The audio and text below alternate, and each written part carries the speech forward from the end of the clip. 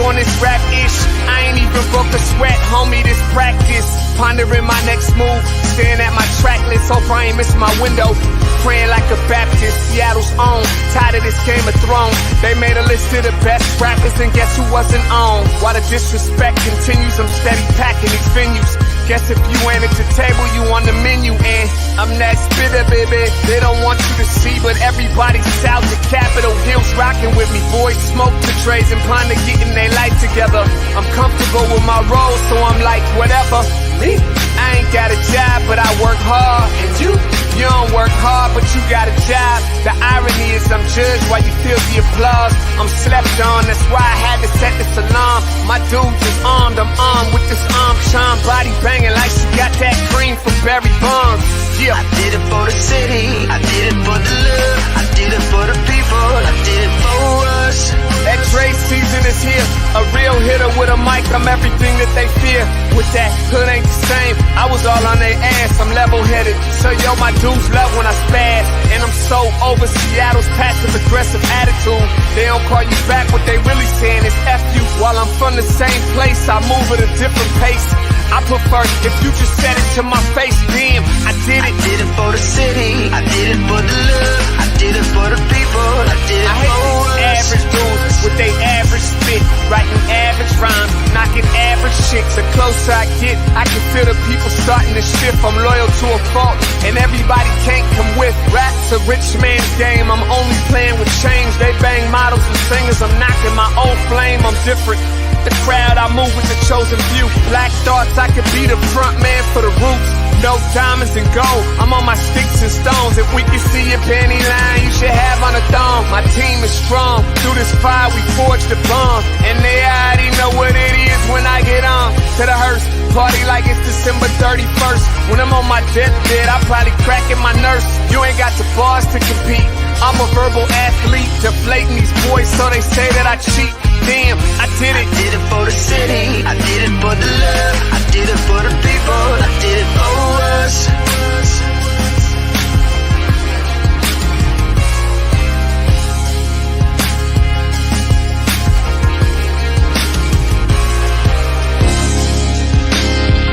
Yeah. I should probably start by apologizing for the long wait, man.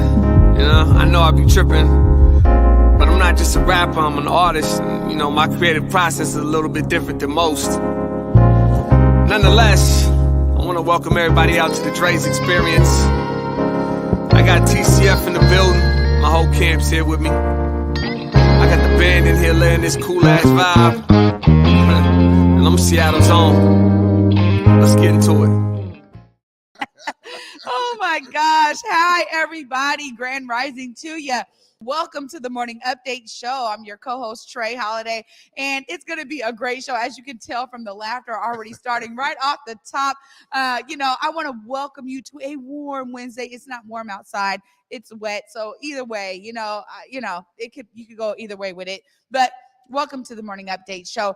I get to do this show today with my brother from another mother. G Prez is in the building with us. What's up, G Prez? What's up with it? You already know. Whenever I'll make that call, I'm showing up. I love coming down to get down with you. Yeah, every time it's always a good time. And we're just sitting here cracking up because you really be having me rolling. But I'm so glad later in the show we're going to check in with you how your Black History Month went. Now it's just the 2nd of March, and so we want to hear from you a little bit about last month.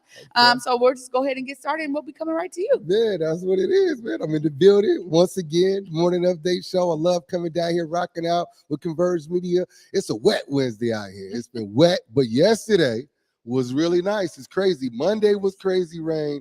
Yesterday it popped off. We did a Fat Tuesday joint in Columbia City. I went down there, me, Vitamin D, Tish, everybody from Beat Walk, and had an incredible event. And then pow, the rain's right back. Hey, man, we're going to be dealing with that. You know, it's March. They start to say as it's going into spring, we're going to see these showers. So we'll see, man. That's a great update. Can't wait to hear more, Prez. Yeah, come on. Well, welcome everybody to the Morning Update Show. Officially want to welcome you. Right now is a perfect time for you to go ahead and tag and share the stream. Please tag and share the stream with people that you feel could benefit from some culturally relevant news emanating from right here in the Emerald City. Want to give a big shout out to our partners over at the South Seattle Emerald and in KBCS 91.3 over at Bellevue College. Also, right now, if you guys can't watch the Morning Update Show, you guys can also listen to the Morning Update Show anywhere that you find podcasts. Salman has SoundCloud right there, but check us out on Google, Spotify, iTunes, whatever your choice is. You guys can look up Converge Media Network and you'll find us as a podcast. Again, we've been keeping this message alive, you guys.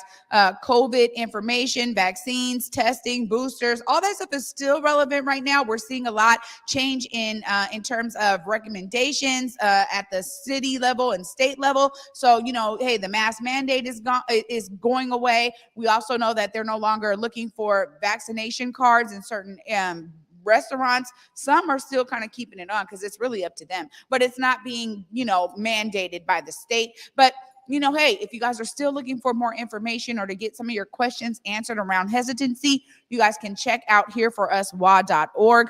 The Department of Health has done a great job of, creating some culturally responsive communication for COVID-19 and all things COVID. And now you can also still get a free test into your home if you're looking to get some rapid testing before you go out and are out at a crowd. We're seeing a lot of events. I'm doing, a lot of shows in the city. So there's an opportunity for you to use those rapid tests. Go to covidtest.gov. So I'm just putting these links in the comments for you guys to have easy access to them. But we do have a great show for you guys. We got, of course, our guy G Prez in the building. We also will be checking in later in the show with Mike Davis of the South Seattle Emerald. We'll be talking to him later on in the show. And also Brian Callanan will be here. So can't wait to dive in with Mike. There's always some interesting things happening at South Seattle Emerald. And of course, on Clapback Culture, that is airing tomorrow at 7 p.m. So I can't wait to hear what they have going on, him and Jules. And Brian actually is bringing us a pretty funny video about the closure of West Seattle Bridge. So we have some great updates coming in from Brian as well. Excited to dive in with our guests later on in the show. But Prez, sounds like you guys was kind of getting it going yesterday. Tell us more about this. No, it was jamming. It was jamming out there. So we had DJ was out there. Me and Vitamin D was in the building. We had the brass band playing, going up and down right near, playing the jams. A lot of restaurants did like a Mardi Gras themed specials, drinks, and food. It was popping. The Rummer Notes is normally closed on a Tuesday. That joint was up and jamming. I ended up at Taco City up there, got on some of them chicken wings, habanero wings, margaritas. We had a real good time. We straight up. Look, this is what I'm talking about. So much fun to be had in the city. And these are gems, like really in our community. You're talking about hitting up the spots where people are like, man, it's almost a reunion when I go up into that spot. I remember first time at Rumba Notes and I'm like, what? Hey. Yeah, everybody is hitting up these spots, man. So how is it for you to really be able to get back out in community? I know COVID kind of shut some things down. Now we're seeing some things live again. No, COVID shut it down like straight up. So yeah, it's definitely feels good to be back in the community, moving around. In fact, I'm gonna be back at the Rumba Notes on this Friday with the goodie bag. They're gonna be playing live with my boy BP Parker performing and hosting. So it's crazy. I ended up walking into the goodie bag show like a couple weeks ago and ended up on stage doing a couple songs with the band. So it was spontaneous, lit. It's great to be in Columbia City, keeping the community alive, keeping Black folks in the hood, trying to encourage people to come back to the hood. And like you were saying about Black History Month, that was a big part of Black History Month, was for me to be at the groundbreaking ceremony for Africatown project up on 23rd and Union, which is going to be making affordable housing available for residents, Black residents, to try to return back to the Central District. Yeah. Targeted marketing is really key. And then we have community preference right here in the city of Seattle that says, like, look, we actually need to make sure that we're giving preference to people who have been displaced because of gentrification. It's just one step in the right direction. But Africatown Community Land Trust, ACLT, has been doing a tremendous job of, every time they get an opportunity when it comes to land development, they're like, look, you made the call to us. Let's figure out what we can do. So they have a lot of projects underway right now, and Africatown Plaza is going to be a huge project for the Central District. I mean, you're talking about local artists and international Black artists, their artwork being displayed in the building.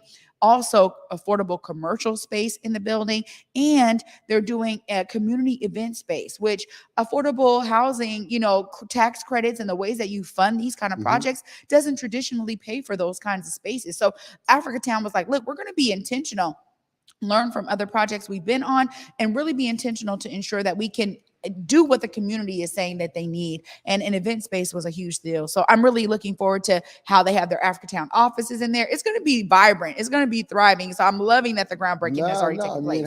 We might be looking to relocate. We've been in our office space down in the urban work law for over 10 years.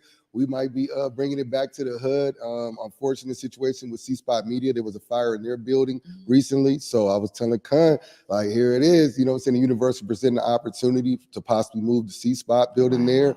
There's another unfortunate situation with the Black Firefighter House, which is located off of 23rd and Pike, where there's a discrepancy in the sale of this property. And I think it presents another opportunity for them to maintain that property, develop it, make it into a resource center for the community, a small museum for the Black firefighters, and also maybe some affordable housing on top. So nothing but opportunities, man, nothing but opportunities. I love this. You know, we also had Jebediah Gardner on. He was talking about the amazing development he's doing in the Central District, has another one happening in Skyway. The idea is that we actually have community-centric design taking place in the CD where we grew up, man. This is really key to me because I'm like, this is stuff that was never being breached before. But I think sometimes it takes like the tragic almost loss of our spaces with gentrification for so much vibrancy to be injected now into these new processes and projects. So I love how you talked about that. What else did you get to experience during Black History Month? So also we took a trip up to the mountains. We took a busload of people of color up to the mountains, did a little inner tubing joint during Black History Month. That was super dope. Was excited to get up and get outside of the city and get around some controlled snow. Like I don't need that snow that shutting the city down, but I like the controlled snow, you know. And just shared a lot of events, you know what I'm saying? Like just seeing the different organizations. Like I've never seen so many different organizations doing different events. Up at Langston Hughes, Rob Ross, who you had on the show, they had that, you know what I'm saying, business to business pop-up up there. Nikita over at Platinum Plush, she's been there doing business, I think, for over 20 years. And she just got her new neon sign on top of the roof. And like, for me, like, that was big, you know what I'm saying, to see that progress and to see her as an entrepreneur, a small business owner, being involved in the community. She's worked with the city for years, producing events and bringing attention to small businesses in South Seattle. And to see that sign go up, I'm really happy for it. That was a real treat for me for Black History Month. Absolutely, it is. And when we talk about really celebrating our Black entrepreneurs, I mean, that's you're talking about Platinum Plush, man. We did a piece on Platinum Plush, man. You're right. Decades into this game, and honestly, so dedicated to also giving space for some young designers and entrepreneurs to share a space with them so that they can actually have a place for their products as well. So shout out to you, Nikita. That's an amazing feat. And sounds like you guys got some, you know, events happening. People are going to have to catch up with you, man. I got to ask you right now, because I can't be missing out. I would have loved to go inner tubing. I can't be missing out. How do people make sure that they're connecting with you and the events you have going on? I mean, well, definitely presidentialtranspo.com. You know, so you can go to the website. You can definitely follow me on social media, gprez206 on IG, Keith G-Prez Asphy on Facebook, Gprez206 on Twitter. So I post what I got going on. That particular event, the homegirl from the Links Project, Stephanie up at the Links Project on 23rd. She does a whole lot of dope events up there. Yeah, so she actually put it together, and I was already putting something together, and just we put it together. So between her and her homegirl, they sold it out on their own before I could even make any announcements, really. So we're looking to do it again, and then we're starting up our single ticket buy on winery tours on Saturday and Sunday. So you was talking about, you know what I'm saying, putting together some singles, you know what I'm saying, some Black love single events, because there's a lot of singles out there. I see it on Facebook all the time. People talk about it having a hard time finding suitable mates. So man, let's turn it in something where we can put the singles in the room together, see if we can make some love matching. Hey, I'm gonna tell you right now, Prez, you got me on that one. I'm with you on there. You know what I'm saying? I'll help out with the organizing the event, whatever you need. So we will definitely be following up on that. All right, that's what's up. That's what's up. I can't wait. All right, you guys, after this short break coming up, we have our guy, Mike Davis from the South Seattle Emerald, and of course, our very own Clapback Culture. He'll be here right after this short break. You're watching the Morning Update Show. Hey there, it's Trey Holiday. And of course, Besa and I had to take a trip back to Market Street Shoes to grab some items. They always know what to show us. And Let me tell you, we both spent quality time to be sure we collected some amazing additions to our wardrobes. They have some of the most unique bags, shoes, and accessories. I mean, the whole shebang. It's always a good time when I get to shop with my girl Besa. Make sure you go check out Market Street Shoes, y'all, and you too can walk out with some dope gear.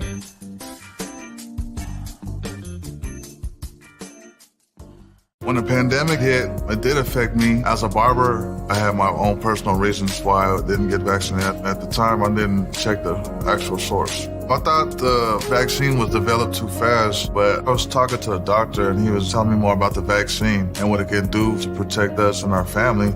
I wanted to get back to that once was, right? I do feel safe knowing that I am vaccinated. I just hope what I'm saying is reaching into people's heads to know that this is the best decision for all of us. Infections of the high roads,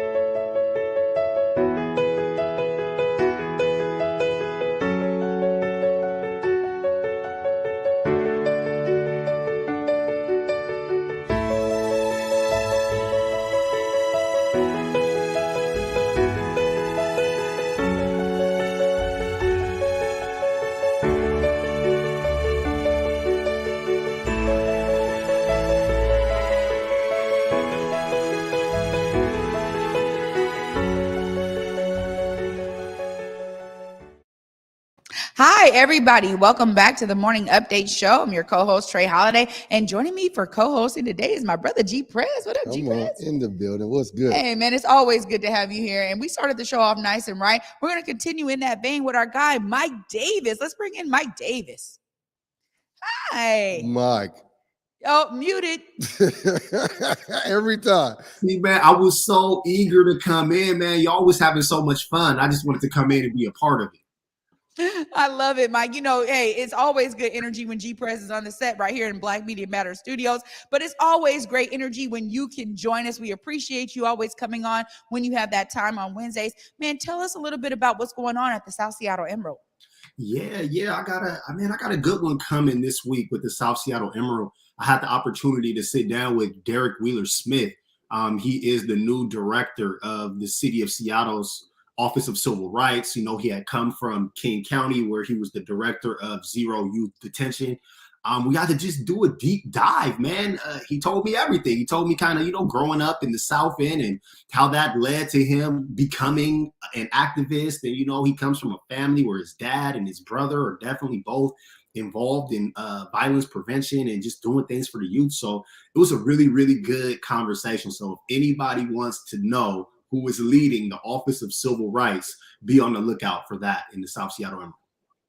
I love that. You know, he's going to be right here with us on the 9th. So looking forward to diving in more with him. And you're right. I think right now, a lot of people are really understanding more about his background. He has really been in this, when you talk about community efforts and working in the city level and really trying to make sure that those ties are connected. He's been doing a lot of work behind the scenes. So I'm sure you learned so much. It's great to know that you did this kind of in-depth with him. I got to ask you too. I mean, when we talk about the Office of Civil Rights, there's been some scrutiny in the Black community around their effectiveness, right? And so I don't know if you breached that with them, but what were some of the takeaways that you said, you know what, maybe this can be an opportunity to do something different there in that office?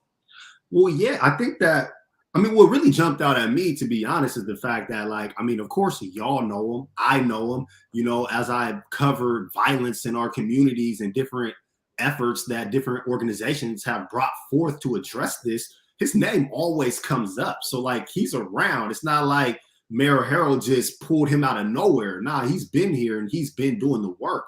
I think that what I find interesting about him is how he defines success, or rather how he does not want to define success. Like he wants the job to be organic and to be fluid, and he really wants to be led by the work. So instead of coming in with like this whole checklist that we typically see in city government when there's a new director and they're like, hey, I'm going to do A, B, C. Nah, he doesn't want to do any of that. He actually wants to get in. He wants to work with the community, and he really wants to learn the different ways that he can leverage his position in this office to actually affect real and impactful change. So I think it's a really interesting approach, not coming in with a bunch of things that he can just rattle off that he wants to do. Instead, he's eager to work with community and be that connector between the activists and the government and the communities that need the support of all of those entities. Yo, man, that's so crazy that you had got on with my guy. I just talked to him today, you know what I'm saying? And we got another follow-up conversation that we're going to have later on. Definitely my guy. He talks that talk, walks that walk. There was an event that during the protest during COVID that was at Rainier Beach where he spoke at, and it was just crazy. It gave me straight up Martin Luther King vibes, the way that he held it down. And I just was talking to him about, hey, man, we need to get that footage and make that footage available, ready available, and share that word. And then shortly after that, he got the call from the mayor. So it just feels real good to know personally so many community people, members that are now downtown working with the mayor, and I'm really excited about what they're going to be able to do. And as I talked to you about last time, how do you really feel about the accessibility to the different members of the mayor's organization? I mean, when the mayor is making decisions like Derek Wheeler Smith, it's really hard for me to argue with that. I mean, he has connections, of course, to Choose 180. Of course, he has connections to community passageways, but he also has looked at youth violence prevention and youth like trying to not jail our youth on a county level. So like he brings so much experience. But, last time I was mentioning, like with Bruce Harrell, so many of us have a connection where we could get on the phone and call somebody that knows somebody that can put you in contact with Bruce because Bruce is from the city. Derek is the same way. Like he's going to be extremely accessible, especially when you look at some of the other folks that have had that position. He is a city-born, community-bred. He's just amazing. So I'm excited. I can't say enough how good it is to have folks representing city government at the director level, at the mayoral level, who actually have real ties to the community. Y'all that Converge, you don't need me to tell you about Derek Wheeler Smith. Y'all already know him. So if there's anything that you need or anything you need leverage from the Office of Civil Rights to support the community, now you all can make that phone call. Now the people that know us got that contact to make that phone call. And sometimes that's all we really need in the community, is to have an ear to listen to what people actually need. And it feels like that's the direction that we're going in under Bruce Harrell's administration. Well, I really think that you're right about this, Mike. And the truth of the matter is that this accessibility is necessary. It is the right time for this. I mean, there's always a time to do what is right, right? And I feel like this is a great thing that I think Black community is really experiencing, this accessibility. I love that you asked that, Prez, because I think it's so true when it comes to the fact that a lot of times, we get people in these positions that don't have those ties. So the connection, they're constantly utilizing time to make that connection. And here we have people that are like, they already got that connection. So now it's like, let me hear from my people. What do I need to be doing in this position? And they really can listen to the people because they already have those relationships. They're built. They've been established for years. It says a lot.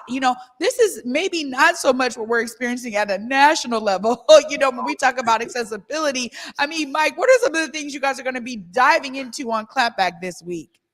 We got a lot. So I'll start with the fun stuff. Julia has been watching this new rendition of The Fresh Prince of Bel-Air. So we're going to have to dive into that. And I'm going to have to watch some episodes because, I'm a big time Fresh Prince Will Smith guy. And I didn't even give that show the time of day. Julia did. So I'm going to do some catching up. We're going to talk about that. She also has a couple other topics in hip hop. So, we're going to come in and we're going to have some fun. But we're going to have to talk about Joe Biden. We're going to have to talk about this State of the Union address. It was really interesting to see him campaign and all of the talking points that he had to address the Black community as he campaigned. I didn't hear any of that in this speech that he just gave. He didn't address student loan debts. There's a lot of things that affect the Black community that are getting swept under the rug. Also, on top of that, the fact that he has a plan to give police additional funding. And, I'm not even the biggest defund the police guy, but when you're saying that you want to give the police additional funding in the hopes of keeping communities safe, I would love to see some research and data from our president, from the federal government that supports this idea of giving them more money leads to more safety, because in the streets, that's not what we've seen. So I definitely would love to see that addressed. We also got to talk about Ukraine. Ukraine is another tough one for me. When we look at how we treat immigrants from Haiti or immigrants from Syria, or we look at how, the United States can go walk into Iraq, or, you look at what's happening over there in Israel. In Israel, people fight against the Israelis and they throw a Molotov cocktail. We're going to call them terrorists. The Ukrainians are throwing Molotov cocktails, and we're going to come out here and call them heroes. And that's no disrespect to Ukraine. Russia's coming in like the big dog trying to wipe them out. I understand, protect yourself. But it's really, really interesting to me as a Black man to see how the United States is rallying around this white European nation in a way that the United States has never and will never rally around a Black or a brown nation. Somalia can get bombed and nobody's going to say a word. But the minute somebody touches those white folks in Ukraine, the whole world wants to stop. The whole tech community is jumping out. Everybody's coming out of the woodwork, even as we're seeing how some of our African brothers and sisters who are in Ukraine are being treated as they're trying to exit. You got countries like Poland, who's a part of NATO, not trying to let Africans into their border. So, there's just a lot to dissect there. We're going to talk about that new Judge Brown. Joe Biden appointed a Black woman to the Supreme Court. We're going to dive into that. So that's a lot. We got a lot. Man, y'all got it going down on the clapback, man. I got to tap in on that Bel Air. I've been rocking with Will Smith since day one. The first record was called Rock the House. I was bumping that back in 85. You know what I'm saying? Ooh. Straight up. Yeah, first one. Him and DJ Jazzy Jeff from Ready Rock C was still down with him. So I definitely had to tap in and watch the new show. I like the more comedy side. I'm not really into the little high-strung drama shows, but just because it was the Fresh Prince reboot, I had to check it out. And I want to give a shout out to the dude that got the lead role, man. He's doing a very good job, in my opinion, in catching the facial expressions of Will. But it's mainly the ones when they had the episodes that was more passionate or about more real topics, when Will showed those faces of frustration. I see him, tap into that consistently. I wish they could find some more humor angles. I wish it was a little bit more funnier. I think the opportunity is there. I like the jazzy dude on there. So I'm enjoying the show so far. Carlton's off the hook, man. I really don't like how they doing my guy Carlton, man, making him the evil villain and all that, coked out and everything. Oh, man. Okay. Now I got to check it out. But I'm like you, I love the comedy in the first rendition of Fresh Prince. And, Will Smith showed his acting chops, of course, but he showed us those spots like, here and there, but overall it was a comedy. So it coming back, being a drama, it just felt like one of those little teenage drama shows that might be corny. But I keep hearing people like you say that it's good. So I'm excited to give it a chance. And I know you guys are going to be diving in for real on Clapback. You and Jules always have. It's the differing of opinions for me. And now it's been a while. You guys have as many episodes under your belt, Mike. I just want to ask you, how is it for you to be able, you have this journalist, thing you do at South Seattle Emerald, very much so, but then you really get to unleash a little bit on Clapback. I just want to ask how that is for you, because you're really sharing so much of your personal opinion right there on Clapback and really bringing, I think, your perspective to the forefront, which is so necessary especially in juxtaposition to Jules. But how has it really been? Because you guys have great camaraderie and really the audience loves it. They be engaged all the time. So I just want to hear from you how it's been. You guys have many episodes under the belt by now. No, it's been great. And, we got we have people in the audience too who have been there since day one, and they're still here. So shout out to them. We picked up a lot of new friends along the way too. I like what we do on Clapback because we have that feedback from the audience. Like when I sit down to write something for the Emerald, it's just me and the laptop. It's just Mike Davis going Mike Davis. I like having the perspective of Jules. I mean, she's a strong Black woman. That's a really good perspective to bring into dissecting some of these complex topics, and my view will always be Mike Davis, the Black man. So, we got people in our audience who are not straight Black men. So I get to hear that perspective and we get to bounce ideas back. So when I'm writing, it's just me. But when I come to Clapback, it becomes community. So I'm not just telling you what I think. I'm learning from the audience as I'm giving them the information and they're dissecting it. So it's a beautiful community that Jules and I have been able to build along with our fans. So for anyone that hasn't had the opportunity to check us out, Thursdays at 7 p.m., come kick it. Because for real, we kicking it. We in the comments, we talking to y'all. So just come hang out with us. Absolutely. Right here on Converge Media Network. Oh, man. Great job, Mike. It's always great to be with you and appreciate you again joining us on these Wednesdays. Man, Mike is always bringing that fire. Come on, Mike, man. I love that show. I love both you and Jules. We rocked out in Belize, man. That's my homegirl, and had a lot of different angles where she knows my daughter and several other people. So it's just a great bond. Great having you guys on the team, and I look forward to the show. Always like, share every time I can. Yeah, absolutely. Thanks for having me. Thanks for joining us, Mike. Have a good one. Peace. You too. Oh, I love it, man. And you know what? Now you got me wondering, if I should be checking this reboot, man, because you never know. It's like in my mind, bro, when I see things like that, I'm like, man, we can't come up with nothing new. All we got to do is recycle the same ideas, but it sounds like they're taking some different spins on this. Oh, no. This is not the Fresh Prince of Bel-Air, straight up. They definitely, brought it up to speed and it's hip and using current lingo and everything. But with the same vibe, just with the, with the platform or the original characters, but with a whole nother 2022 twist. So I'm digging it so far. All right. Well, I like Mike. I respect your opinion. You may have me tapping in. I may have to check it out. Check it out. Oh, right after this short break, you guys, our guy, Brian Callanan, will be joining us. We're going to be diving into all things West Seattle Bridge, apparently. Stay tuned after this short break. You're watching the Morning Update Show. Every student who wants to play music should have the opportunity to. Do you know any young people that are excited to start learning music or pick their instrument back up? Seattle Jazz Ed is now enrolling for spring classes.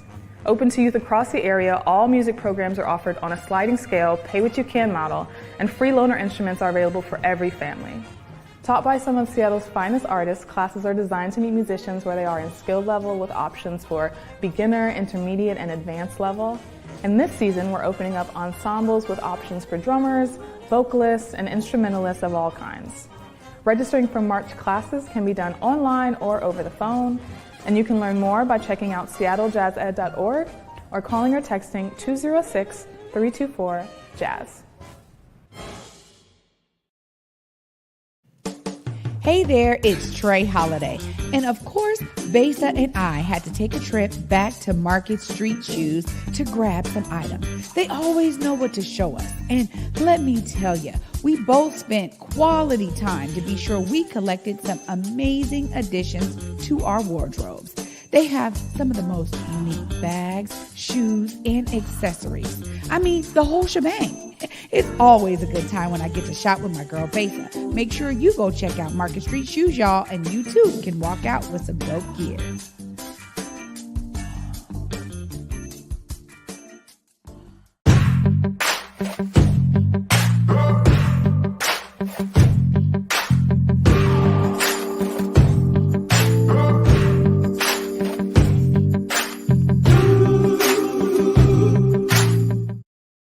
Welcome back, everybody, to the Morning Update Show. I'm your co-host, Trey Holiday, and joining me is our guy, Mr. Brian Callanan from the Seattle Channel and our very own Seattle News, Views, and Brews. What's up, Brian? Oh, good to be here. We got Seattle News, Views, and Brews on tonight at 7 o'clock on Converge. And I know people can't wait. So it's good to see you, Trey. Yeah, always. You know, this is why I love when you come on Wednesdays, because it's like, look, there's always so many topics to dive into. Yeah. And you really bring a plethora of knowledge from the Seattle channel, but also the topics you guys will be mentioning tonight. Yep. Tell us about what's going on, Brian. A lot of different stuff. On the podcast tonight, we're going to be talking about something the Seattle City Council was working on yesterday during its meeting there, its full council meeting.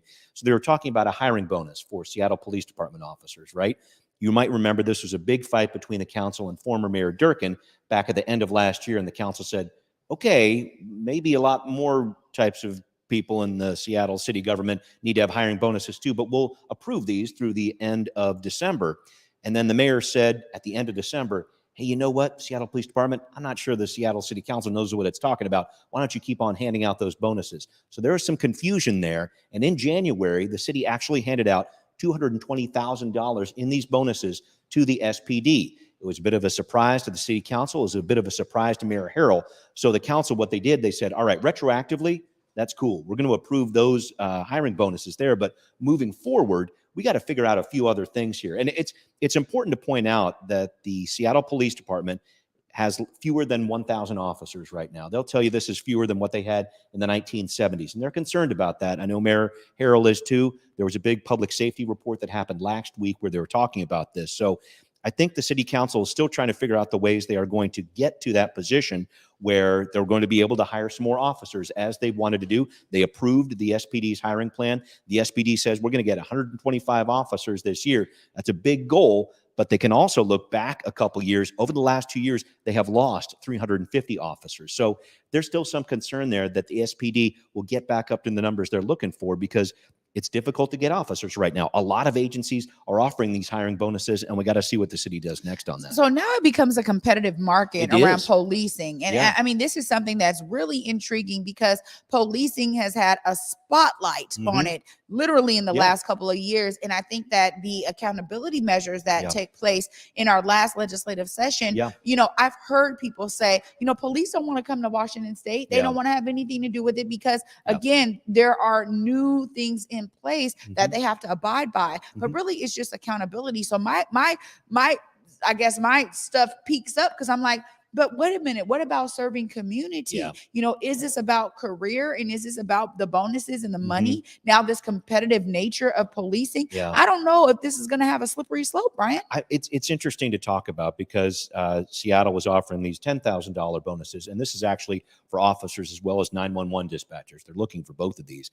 But King County, just across the street, right, is offering $15,000. So where do we go here? Now, from the police department's perspective, that money invested is well worth it because then they don't have to put that person through a training academy or whatever else, right? But I think you're right. When it does become a competitive market like that, it really tears away some of these different issues here. And if it really is accountability, are we paying for accountability? You know, it's a difficult thing to wrap your head around, but I think that Interim Chief Diaz is really trying to get back to that whole concept of having a more community-based police department. Not that they haven't been, but he's really trying to get back to that ethic here. He's hoping to make a turnaround this year. Mayor Harrell is hoping to help him with that. So we'll have to see. But that's a really interesting discussion that they're having at the Seattle City Council level, at the King County Council level. There's a lot going on with this. Well, this is really interesting because I think this is where a lot of community members are concerned or have concerns, right? In terms of how we hold police accountable and how there are community entities that are like, hey, we are over here holding police accountable. We want to make sure of that. So when we think about the influx of 125 new officers, you start to think, okay, well, do they understand the metrics going on in Seattle? Do they understand the nuances that community has demanded and the reasons why these new accountability measures are in place? Plus, we've also seen some real pushback, you know, at the state level, and our state reps have had to really kind of continue to sell this idea of accountability. Or redefine it. Exactly. Redefine it for folks who still have questions. So you're right about this. I mean, I'm glad that you guys are staying on it because I know the topic will be evolving over time. It will. What else is going on? A lot of different stuff going on. We're also talking about some of the changing nature of the vaccine mandates and mask mandates that are going on. A lot of stuff happening there. I see a smile on your face because it feels like we might be getting back to normal, but really interesting to mark the 1st of March as that time when the restaurants, bars, et cetera, are saying, we don't need to see the test. We don't need to see the vaccine verification there. So that's a step. And then also looking at the 12th of March, and this is information that came out as we were putting the podcast together, but the 12th of March there as a time when we can get rid of the indoor mask mandate for all these different places. And so I think this marks a real change in terms of how we're approaching COVID as a society here. I think it hopefully indicates that we're moving from pandemic mode to endemic mode, where this is something that we will be living with in the years ahead here. But it's one of those times where I was talking with David Croman about this from the Seattle Times, my co-host, and he's really talking about this as, yeah, it's a time for understanding and maybe a time for jubilation for some people, but a time for caution too. I think there will still be some establishments, and they're allowed to do this under state law. They can say, hey, you know what? We really want to be careful with our employees. Could you please show us your vaccination verification or whatever else? So I think there's still going to be this grace period, and I hope people look at it that way. There is a grace period because we've been in a really rotten place for 2 years, and we're trying to jump up out of it. But there will be a grace period there where these different establishments are going to have to adapt here, and people are going to have to adapt to these changes too over time. Yeah, it gets really, I smile because it's one of those things where I just go, man, it's hard to keep up. It's been hard for the everyday citizen across this country and globally to keep up with the ways that COVID has either been impacting our society, impacting our finances, impacting so many other sectors. But now it's this thing of, well, do we listen to the CDC? Are we listening to our local officials? Where do we get the information? Who's on first? I mean, this is something that I think, I've been saying it since they said, okay, we're going to have no more mask mandates. Me and my son, 16-year-old son, was like, I'm okay. I'll keep wearing the mask. Yeah. Like, there's this idea now that we understand it's not just about COVID. And I've always been a bit more of like, germs, right? It was nice not having a cold over the last couple of years. I feel the same way. Right. Yeah. There was some protection and measures that was like, wait, this is actually not so bad for us. And so I've heard the different arguments around this, right? Where people are like, oh, you just put those masks on with no problem. You were a sheep. You just listened to whatever. You just put the mask on. They clearly have control over society because they just told you to wear masks and you didn't. But if we're being honest, and I've been using this as an example, folks over in a lot of our Asian countries, they've been doing it for years. You know what I mean? So they understood it. So I don't know, Brian, this is one of those things where it's going to come down to, it seems like personal choice, right? Whether it's for an establishment, like a restaurant, or for you and your family to be like, you know what, I'll just keep buying them. I'll just keep, at least keep some type of mask around us. No, and we'll have to see how this plays out too for different transit systems.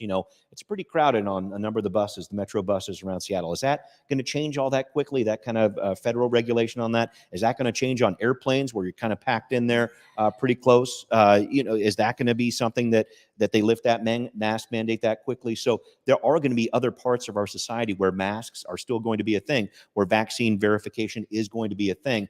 I just want people to be aware of that. This whole back to normal thing, there's parts of COVID that are going to stay with us for years, and this is definitely one of them. Yeah, you're absolutely right. And I think a lot of people have to adjust to the fact that we're really dealing with new norms. Yeah. I mean, that's really what it is. At the end of the day, it's not a back to normal thing, but it's definitely new norms. And if it's new awareness, I mean, that's a good thing. There we go. Because we're learning, right? At the same time, and we're adjusting to the knowledge we're gaining. And I think when I think about, I love how you just talked about transit systems. I love how you throw that in there because you're so right about that, because those are more closely tight packed spaces. I also think about sporting events or, the plays and stuff I go to, these live performances and shows. I mean, this is not just about yourself, but it's also about the people around you, particularly when you're in a enclosed space with many people. So I don't know. This is another thing where it's just, personal choice. We'll see. I know it's this balance thing, because you're right. It affects arts and culture too. It affects us in a emotional way, in a psychological way too, when that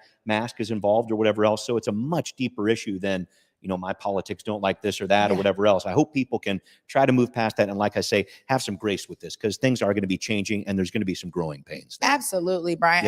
I love that you guys are diving into it. You guys got other topics going on. You're talking about lots of stuff going on. Tell us. There was one more thing that I wanted to make sure I brought up here. And this was a really interesting issue that the Seattle City Council was talking about last week, and they're talking about it this week too.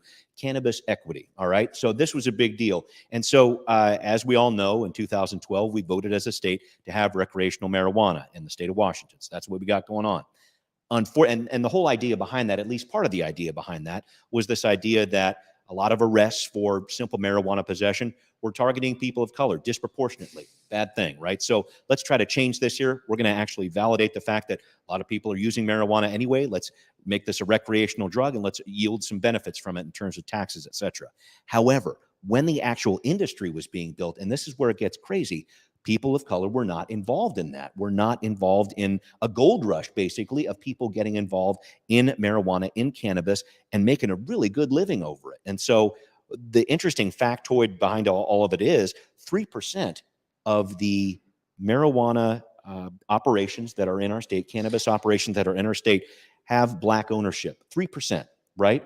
Sean Kemp's got his place down the way there next to the Space Needle, but he's got a 5% stake ownership in that, right? So what the state has been trying to do, they haven't been able to come through with this, but the city is really trying to take a closer look at this now too and say, hey, how can we get more people of color involved in this? Because when you talk about people who are really put down by these laws in the past, if they're not able to benefit from it on the backside when it's legal, what are we doing?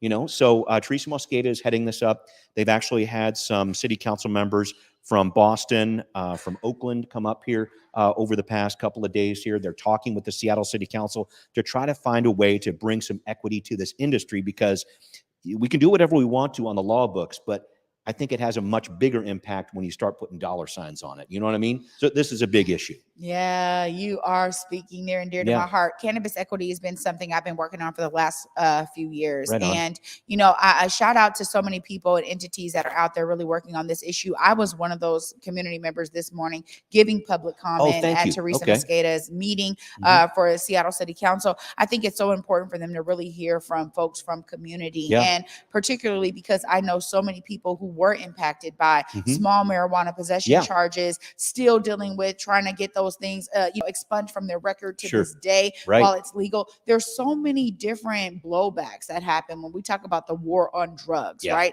And ultimately, I think that I'm glad that Seattle City Council is looking at this, because you know, at the state level, there's so many things happening with cannabis equity right now, and there's a bill out there, 1827, that is really looking to say, how do we redistribute, you know, cannabis revenues and maybe some revenues from the governor's budget to actually inject monies and resources into things that really should be funded and that are really going to be targeting, you know, these communities that have been the most impacted by these harmful, you know, laws.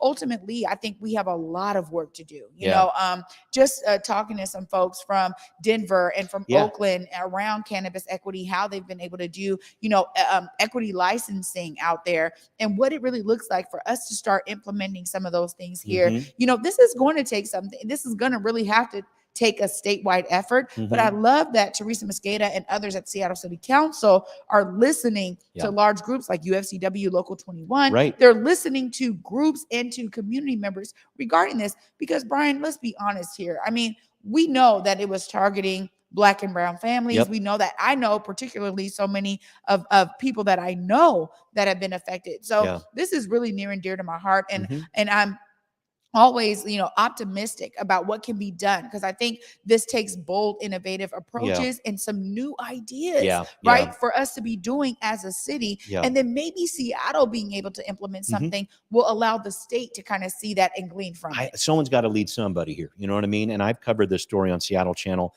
for the past couple of years. I think it's very interesting too. It's one of those societal issues that does have a dollar sign attached to it. It has a lot of issues with race and social justice involved with it too.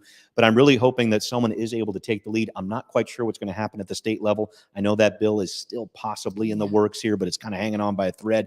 Can the city of Seattle do something? I'm hopeful on that too. It's one of those kind of deals where someone needs to step up, right? And if it's the city, and the city, this happens quite often, the city takes a lead on this issue and then the state of Washington could jump on top of that or whatever else, that's fine. I just want to make sure that something is done, because this whole idea of inequity has gone on for so long.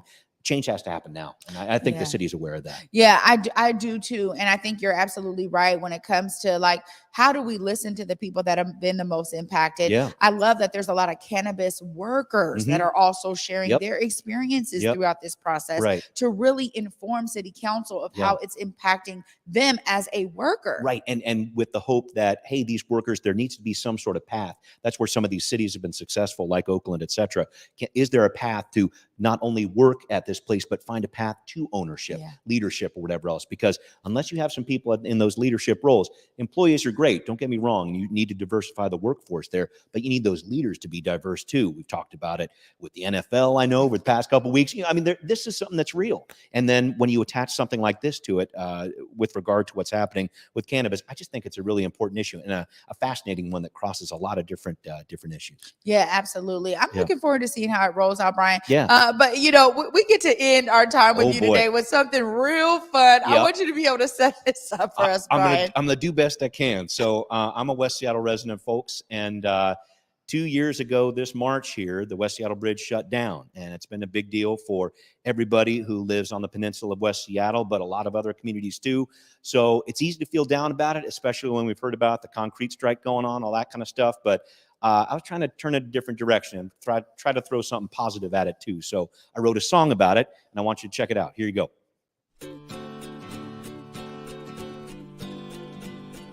You might have heard we got a little problem with the West Seattle Bridge. They had to shut it down, that road to downtown, but just back it up a smidge. Before you think about crying or putting on a mean old frown, everyone remember you just can't keep West Seattle down. Woo!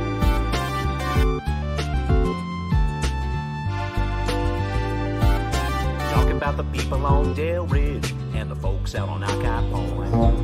From Admiral down to the Junction, Easy Street, I love that joint. Road, High Point, Westwood, Arbor Heights, Highland Park, gather around. Cause when we work together, you just can't keep West Seattle down. Take me to the bridge, not that one, detour. If you can, you gotta work from home. Tell your boss I said it was cool. Gotta drive downtown, bring a friend, cause you're never alone when your carpool. And please, stick to those detour routes. Be nice to your neighbors, yo. Take a bus, take a bike, take a water taxi, everybody. That's the way to go. It's gonna take patience, people, and that's how we'll ride this out. And if you wanna make it happen, let me hear you scream and shout.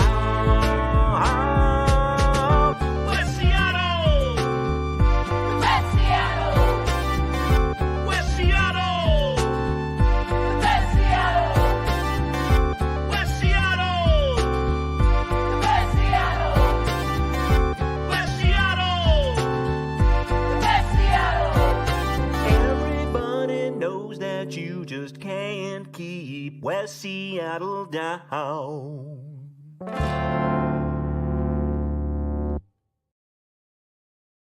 Oh, man. Brian! That's what I got for you, Trey. That's what I got for you. You know what? We got to end it on a light note. I so appreciate your effort on that, man. Who knew? I didn't know you had no chops. I should have known. You know what I mean? I should have known. Yeah. Some musical inclination I got there. too much stuff going on, you know. It was a lot of fun. It was just something I wanted to do and really kind of honor the people of West Seattle who've been through a lot and everybody else around too. I mean, Georgetown on the other side of the bridge, they're impacted by this. It's really kind of a citywide thing. I know a lot of people are feeling down about it, but maybe that can bring a little smile to your face. I hope so. A few people have picked it up and dug on it. S-Dot even was like, hey, this was cool. So it's been great to get the response from it. Thank you, everybody out there that's been checking it out and give me some kind words on it. And thank you, Trey. It's cool to show it off here on Converge. Oh, I love it so much. Thank you for sharing that. And really thank you for the effort. Some great shots there, by the way. My and daughter was working on the thrill cam there, right? I love it. A family affair. I'm with it, Brian. It was fun. Thank you. Thanks very much. Well, Trey. you do have Seattle News, Views, and Brews coming up. Make sure the people know exactly where they can find it tonight. Yep. Check it out. Seattle News, Views, and Brews tonight at 7 o'clock. No singing on this one, but 7 o'clock here on Converge. Make sure you check that out. If you want to connect with me, at Callanan Seattle on Twitter is a great way to do it. Also, please do support the show. Look for Seattle News, Views, and Brews on Patreon. And thanks, everybody. Thank you. Brian, as always, great to have you with us, and looking forward to Seattle News, Views, and Brews tonight. All right. Good to see you. Right thanks, on. You guys, stay tuned after this short break. I get to bring my brother G Prez back to the set so we can end the show right for you. Stay tuned. You're watching the Morning Update Show. In the depths of Belize, the travelers come across the waters, harvesting with their hands, learning of resilience rooted deep in the lands. Culture thriving like a fire ablaze, sizzling with a pop and a chop, sharing its ways. Knowledge simmers and grinds into the hearts and minds, cutting away from the surface stories and colonial lies, boiling it down, breaking its shell as the truth pours out and gets plated collectively with love, spooned into bowls, feeding the soul. Garifuna, alive and strong at Palmetto Grove. Infections of the high roads,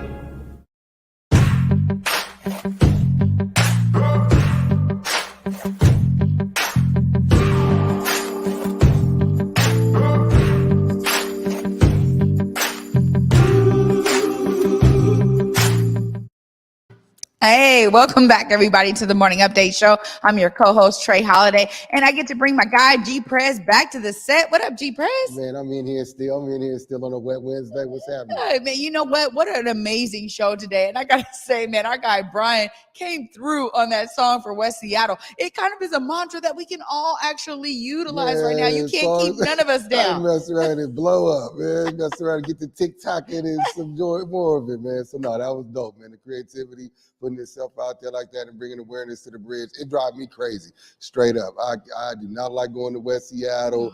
And that bridge going out and got hit with a couple of tickets going across the lower bridge, trying to be slick. You know what I'm saying? So, yeah, I try to avoid it when I can. Well, you know, it's really, the fact that we're even talking about it, I'm like, oh my gosh, he said it. And I was like, 2 years? Crazy, because I don't go to West Seattle often, but I have had to in that time frame. And it's just the drive around. It's just that Roxbury, it's just going, it's the drive around for me where I'm just like, oh man, these are areas I wouldn't normally travel in. Mm-hmm. So I got to get kind of used to, going through them, man. I don't know. You're the one, you're the one out here on the roads. I look at it like this. It presents opportunity for West Seattle to become independent and start doing their own thing. You know what I'm saying? Like straight up, it's West Seattle. So having more events where, a lot of people are working from home out there now. So doing things to bring more people out in West Seattle without them having to try to make it over to the mainland. So shout out to all those in that traffic going back and forth to West Seattle. Wish y'all the best. Be safe on those wet roads.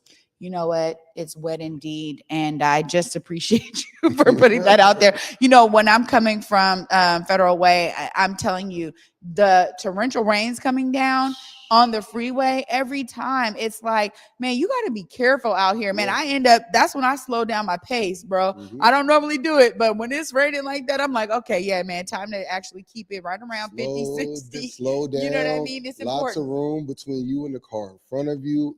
Don't be messing around on your phone. I know it's very tempting to be on that phone, but stop that texting and driving. Get your Bluetooth game together and be safe, baby, man. So yeah, it's good. I love it. Well, you guys, it's been a great show today. We got a couple of updates. We do have this overlay here because Black Violin is going to be at the Paramount this Friday on the 4th, 7:30. I am so looking forward to this show, bro, because I get to bring some of our elders from community, Dr. Maxine Mims, my grandmother. Dr. Mims has been producing Let the Strings Speak for, I think, 7 years. And, the idea is that she will get to see these young brothers doing their thing on the string instruments.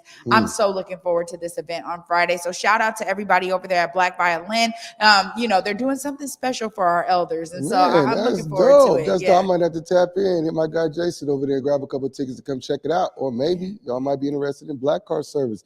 Don't have to deal with the traffic, messing with the parking and all that. Drop off front door service. Done. So, it's always an opportunity to make that experience to the next level. You know what? I'm going to talk to you about it after the show. That would be amazing to really have a solid escort for some of these. Thank you, Prez. Come on. Always. Just making things happen. Also, tomorrow we have, our girl, Julia Jesse, will be joining us from Clapback Culture. Looking forward to tapping in with her. Clearly, Mike Davis gave us some rundown of what they'll be diving into on Clapback. It's always great to hear Julie's perspective on all those topics. And then also, too, we're going to be hearing from our brothers over at the Factors TV, trying to tap in with Ronald and Ronell, the twins of the city. Hear what they have going on the Factors TV. You guys, it's always going to be a great show. And just like this one was, I so appreciate you guys for being with us today. G Prez, any last words for you? Man, love, peace, you know what I'm saying? For everybody out there, stay focused. Mental health is real. Stay on top of self-care and self-love. Love yourself, baby. Y'all be good. Yeah, absolutely. I agree. And as always, I mean, we get it right here with Prez. Prez is always seeing himself as part of the solution. Look how he just offered the service for us to be getting to the Paramount and from the Paramount. Thank you, Prez. Always see yourself as a part of the solution, guys. Brian was also doing that. Mike Davis also doing that. We really have people always on the Morning Update show that I hope you guys are being inspired by so you can see yourself as a part of the solution. Again, tonight, 7 p.m., Seattle News, Views and Brews, right here on Converge Media. And as my brother Omari would say, go forward in your purpose, go forward in your humanity. And until tomorrow at 11 a.m., peace. Peace.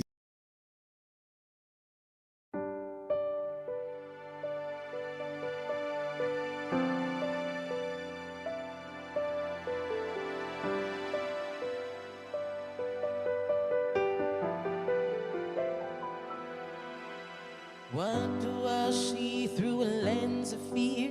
1,000 little steps to go. What do I fear after all these years?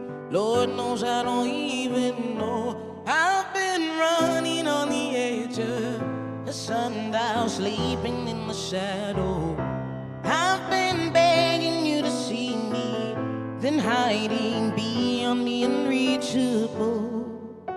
Looking out left on a right-hand turn, just trying to make a deal. A lazy shoes and love is a love that churn. That's the kind of food that heals. I've been searching for the end of an era, waiting to be ready. The world is bigger than a moment. Be steady, that's how you can feel it's real. But I feel naked.